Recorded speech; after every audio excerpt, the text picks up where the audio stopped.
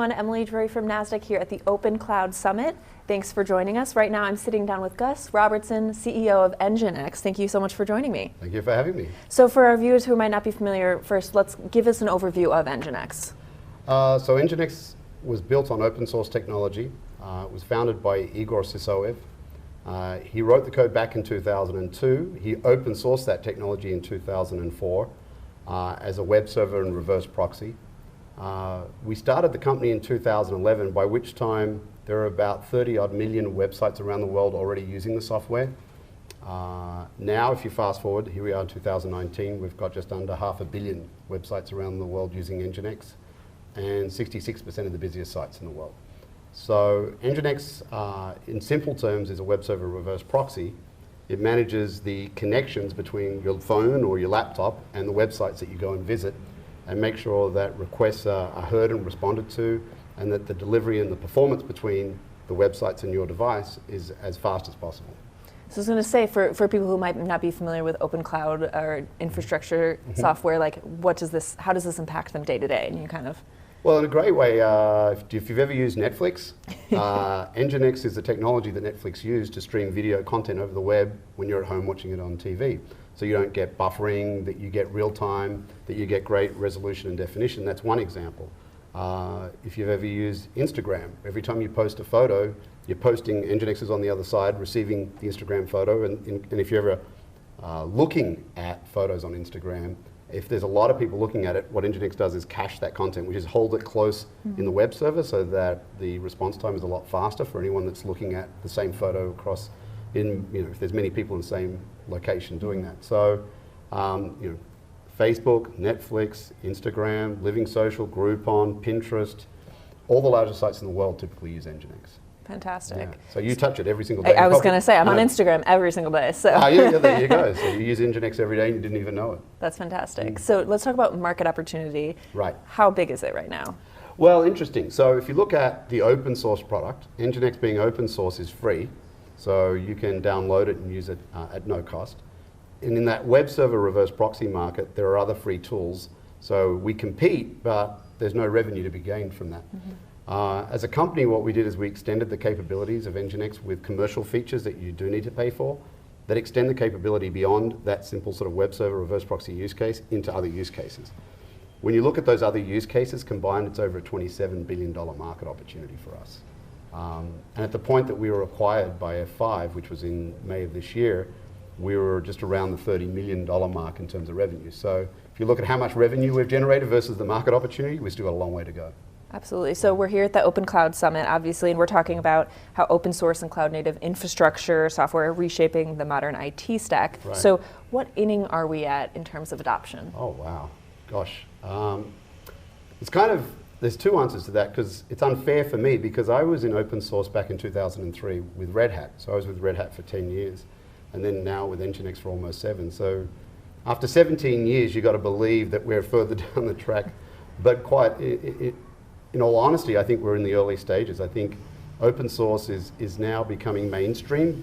IBM acquired Red Hat. We got acquired by F5. VMware acquired Heptio. Microsoft acquired GitHub. So we're seeing mainstream companies acquiring open source companies and trying to embrace open source technology. Cloud, though, is relatively early. I'd say if you're doing innings, I'm guessing that's a baseball term. I'm an Aussie, so I guess there's 9. There's 9, yeah. So I'm guessing we're in the second. Okay.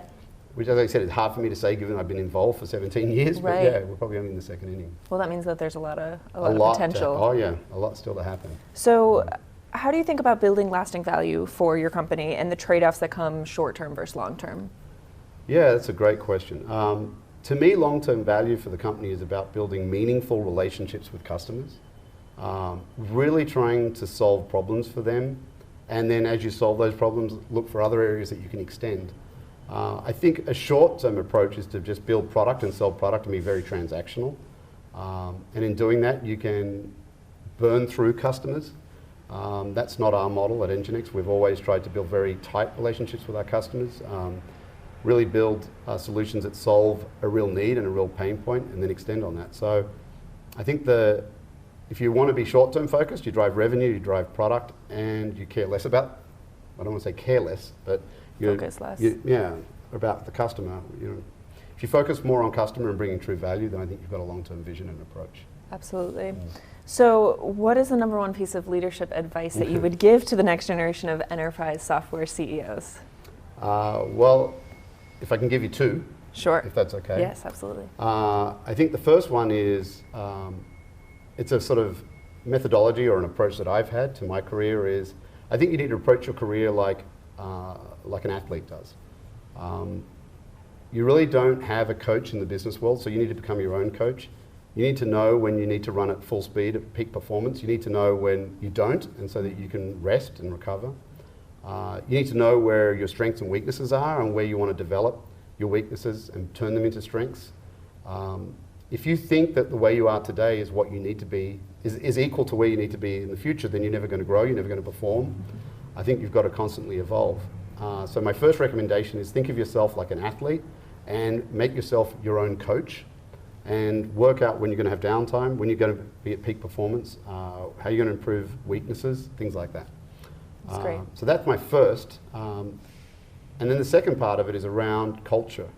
I think people get very, in the technology world, focused on the technology, and then they get very focused on, I think, the growth curve that you're forced to be on when you get VC funded. All of those things are secondary to the first, which is hiring great people, building a great culture, because everything comes from culture first. If you've got a great culture, you can build great products and you look after your customers.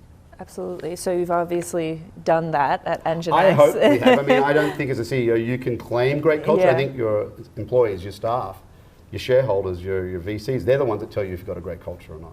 Absolutely. Well, NGINX was recently acquired by F5. So what advice do you have for others who are navigating that process? What was it like for you?